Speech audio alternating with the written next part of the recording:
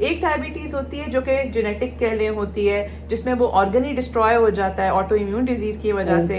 लेकिन most diabetes जो हम देख रहे हैं वो ये है कि आपकी body over time insulin resistance develop कर लेती है, वो इंसुलिन को यूज नहीं कर पाती क्योंकि वो यूज टू हो जाती है। इसीलिए हम खाने के बाद भी भूखे रहते हैं, हमें फिर भी भूख लगती है। क्योंकि तो आप क्या कर सकते हैं, नंबर 1 डाइट में आप अपनी जो है कार्बोहाइड्रेट्स कम करें। थोड़ी सी प्लेट ऐसी होनी चाहिए कि उसमें सबसे ज्यादा हाफ आपकी प्लेट जो है वो वेजिटेबल्स से भरी होनी चाहिए। और उन वेजिटेबल्स में मैं आलू शामिल नहीं कर रही। आलू स्टार्च होती है, वो भी कार्बोहाइड्रेट है। आलू इतना अच्छा लगता है, आलू आप खाएं, ठीक है, लेकिन आप एक प्लेट ऐसी बनाएं जो कि पाकिस्तान में अनफॉर्चुनेटली किसी की भी नहीं होती, मेरी भी नहीं हुई जब से मैं पाकिस्तान में आई हूँ, क्योंकि हमारी लाइफस्टाइल इस तरह की बन चुकी हुई है कि खाने ही और तरह के पकते हैं। तो आधी प्लेट आपकी वेजिटेबल्स की होनी चाहिए, उसमें आप सालन देख लें, मिक्स सब्जी का बेशक कटलेट्स देख लें आलू का, और सैलेड वगैरह हो गया, बहुत ज्यादा कच्ची सब्जियां आप डाल लें। आप कैरेट्स 1-2 रख लें, आप मूली रख लें, आप खीरा रख लें, आप प्याज टमाटर रख लें। आधी प्लेट आप इन चीजों से भर लेना तो आपकी लाइफ सेट हो जाएगी।